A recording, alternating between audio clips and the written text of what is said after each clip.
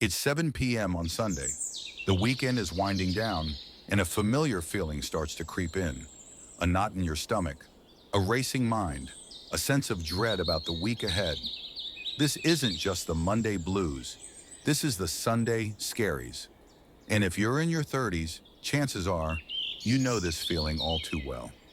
But what if I told you that you could reclaim your Sunday, that you could end your weekend with peace and start your week with power? In the next 15 minutes, we are going to dissect the psychology behind the Sunday Scaries and give you 5 practical, science-backed hacks to conquer them for good. Stay with me. So what are the Sunday Scaries, really? Psychologists define it as anticipatory anxiety, the stress you feel about something that hasn't happened yet. In this case, it's the impending work week. In your 20s, it might have been about a specific project or a difficult colleague, but in your 30s, it's often deeper. It's the pressure of career progression, financial responsibilities, and the feeling that your personal time is shrinking. Your brain's threat detection system, the amygdala, goes into overdrive. It doesn't distinguish between a real threat, like a tiger, and an anticipated one, like a full inbox. To your brain, the stress is the same. This flood of cortisol and adrenaline is what creates that physical feeling of dread. It's a conditioned response. Your brain has learned that Sunday evening is the trigger for work-related stress. But the good news is, what can be learned can be unlearned. To fix the problem, we have to understand its roots. There are 3 hidden causes of the Sunday Scaries that are especially common in our 30s. First, the unstructured weekend. We often have a boom and bust cycle.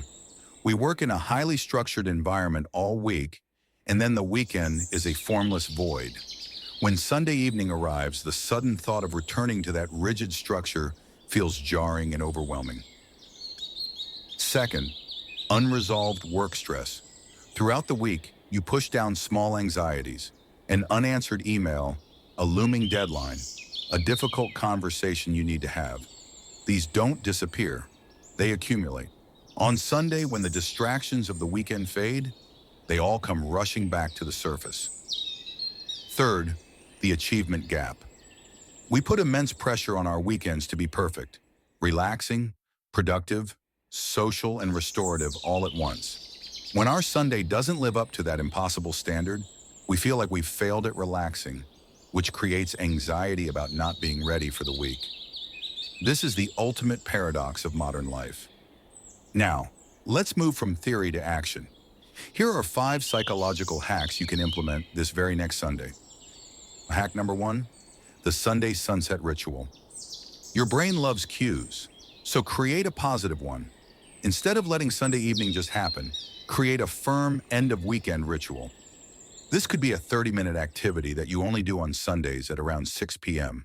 For example, brewing a specific type of tea, listening to a particular playlist, or going for a short walk without your phone. This ritual signals to your brain that the weekend has officially concluded, and it's time to transition calmly rather than falling off a cliff into anxiety. Hack number 2, the brain dump and power of 3. This directly counters that unresolved work stress. Take 15 minutes on Sunday to do a brain dump. Write down every single work-related worry, task, or idea floating in your head. Get it all out. Don't censor it. Then look at that list and choose just 3 top priorities for Monday. Not 20, just 3.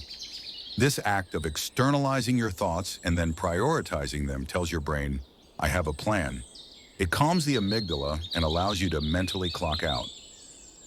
Hack number 3, structure your Sunday like a mini Saturday.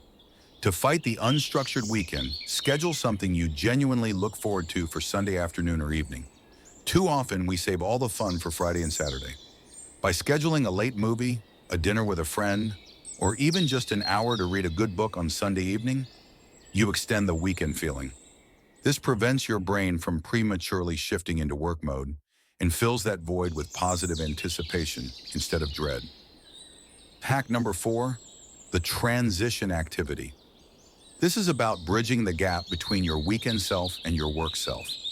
Spend 30 minutes on Sunday evening doing something that makes you feel competent and prepared, but isn't actual work. This could be organizing your desk, picking out your outfit for Monday, or packing a healthy lunch. These small acts of preparation provide a sense of control. They send a powerful signal to your brain that you are capable and ready, which directly counteracts the feeling of being overwhelmed. Hack number 5, the gratitude reframe. Anxiety and gratitude cannot coexist in the brain at the same time. When you feel the scaries creeping in, stop and name 3 specific things about your job that you are genuinely grateful for. It could be a supportive coworker, a skill you're learning, or simply the financial stability it provides. This isn't about ignoring the stress, it's about shifting your focus. This simple cognitive reframing exercise can break the negative thought loop and reduce the intensity of your anxiety. The Sunday Scaries don't have to be your reality. By understanding the psychology behind them and using these 5 simple hacks, the sunset ritual, the brain dump, structuring your Sunday, the transition activity, and the gratitude reframe, you can transform your relationship with the start of the week. You can take back control. I challenge you to try just one of these hacks next Sunday and see how you feel. Let me know in the comments which one you're going to try. And if this video was helpful, please hit the subscribe button and turn on notifications for more daily videos on the psychology of living better. Thank you for watching. Here's to a peaceful Sunday.